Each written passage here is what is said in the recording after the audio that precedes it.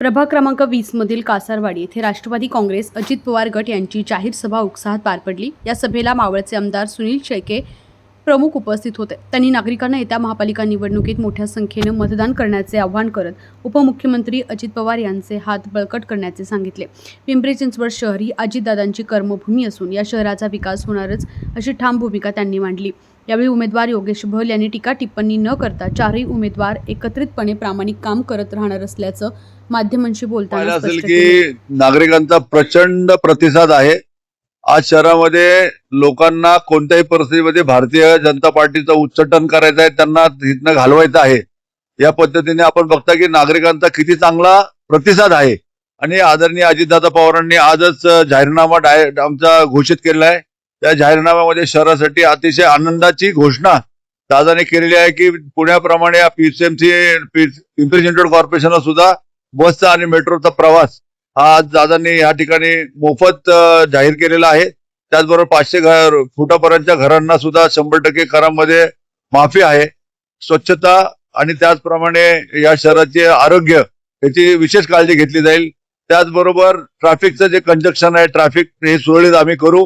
ज्या काही चुका भारतीय जनता पार्टीने केल्या त्या लगेच दुरुस्त करू आणि खऱ्या अर्थाने महापालिकेला पोखरण्याचं काम आज भारतीय जनता पार्टीने गेल्या 9 वर्षामध्ये केलेलं आहे।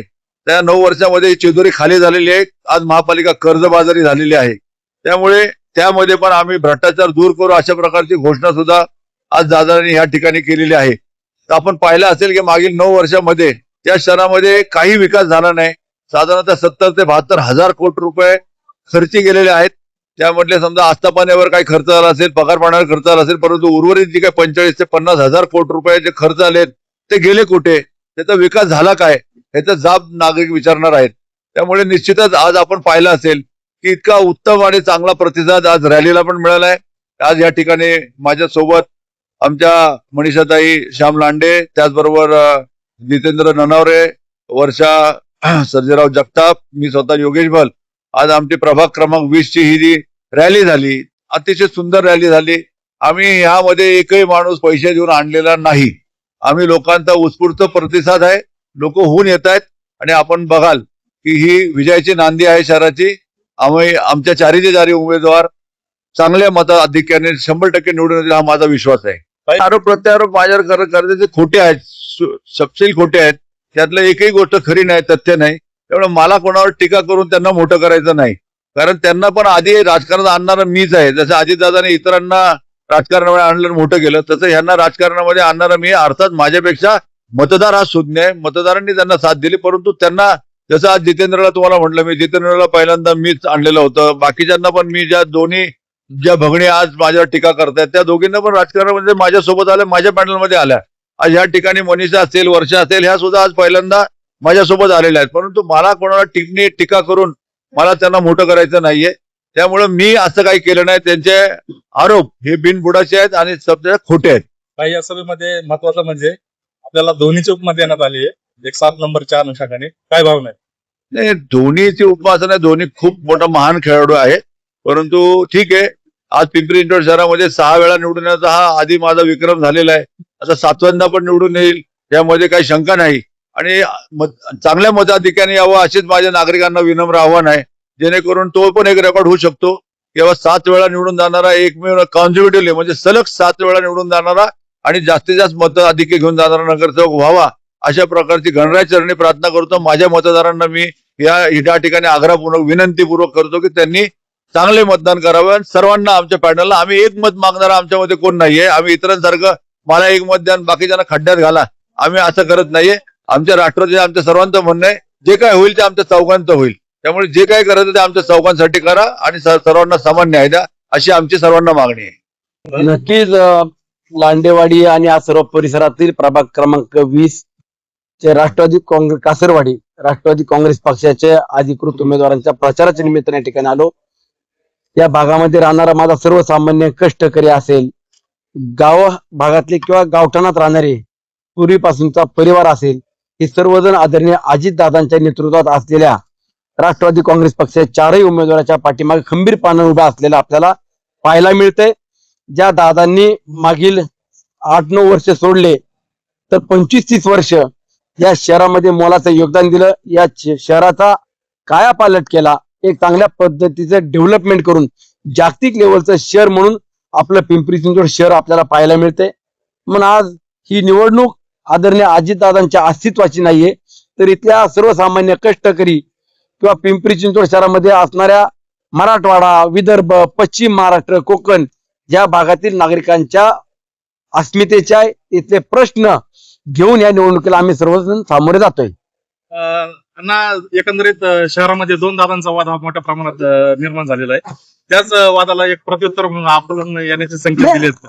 असं नाहीये बघा, कोण काय म्हणालं यापेक्षा मी राष्ट्रवादी काँग्रेस पक्षाचा एक कार्यकर्ता आहे.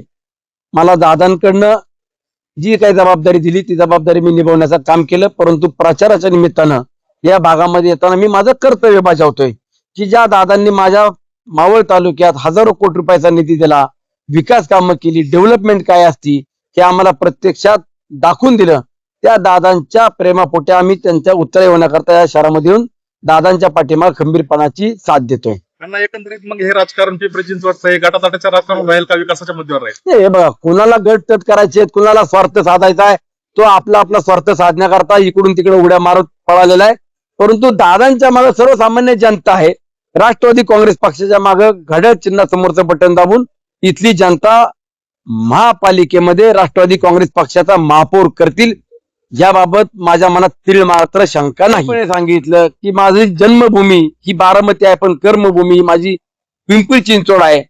या शहराला विकसित करण्याकरता, इथले प्रश्न सोडवण्याकरता आदरणीय अजितदादांच्या हातामध्ये सूत्र द्यावी. महापालिकेचा महापौर राष्ट्रवादी काँग्रेस पक्षाचा बसून या 5 वर्षामध्ये आपले प्रश्न सोडावे ही नक्कीच मी आवाहन करेल. टीका करायची नव्हती, कुणावर नामदान करायची नव्हती. आम्ही केलेली कामं आणि भविष्यात करायची काय आम्हाला काम आहे, योगेश भाईंनी आम्हाला पुढे काय करणार आम्ही निवडून आल्यानंतर हे आम्ही सांगितले जनतेला. इथं स्टेडियम होईल, इथं शाळेचं ग्राउंड होईल, इथं लोकांना होकर झोन गाळे भेटन, प्रभागाचं कार्यालय भेटन, सिमेंटचे रोड भेटन, अनेक आम्ही कामाचं विजन करून ठेवलेलं आहे. योगेश भाईंच्या अध्यक्ष असल्यामुळं, त्यांच्या पॅनलचे प्रमुख असल्यामुळे आम्ही महापालिकेचे 4ही निवडून गेल्यानंतर आम्ही एक काम जनतेला द्यायचे, विकास कामं द्यायच्यात. हेच आमचं हेतू आहे. बाकी कुणावर टीका करायचं हेतू नाही आमचा. त्याच विकास कामाला अनुसरून विरोधक श्रेय लागते. आपल्या पत्नी नुकत्याच आक्रमक झालं, तर याबद्दल कसं पाहता? माझी पत्नी आक्रमक व्हायची काय आवश्यकता नाही, ती काय होणार पण नाही. कारण परत ती काय कोण टीका करतय, काय होतं ढवळ्यापाशी बांधलं पावळा, तिचं ऐकून इथलं पण काय बोलायला लागल्यात. तिला तर काही माहितीच नाही. मी न करा म्हणतात बीजेपीचा निधी, कसला बीजेपीचा निधी ना, रेखाचा निधी आणला, रेखा गणेशांचा आयुक्ताकडून तरतूद करून घेतली. मायबाप जनतेचे टॅक्सच्या पैशातनं शाळा बांधलेली आहे मी, आणि चांगलं शिक्षण दिलंय, चांगलं चाललेलं आहे. काय आता नवीन नवीन नाटकी लोक असतात, त्यांच्या संग नवीन उमेदवार आल्यात आणि काही टीका करायचं. एकंदरीत कासरवाडीकरांना काय आव्हान करा? कासवाडीच्या मायबाप जनतेला, प्रभागातल्या मायबाप जनतेला हात जोडून माझी कळकळीची विनंती आहे. योगेश भर साहेबांचे उमेदवार 4ही पण आमचे घड्याळाचे पॅनल हे 4ही प्रचंड मताने निवडून दे.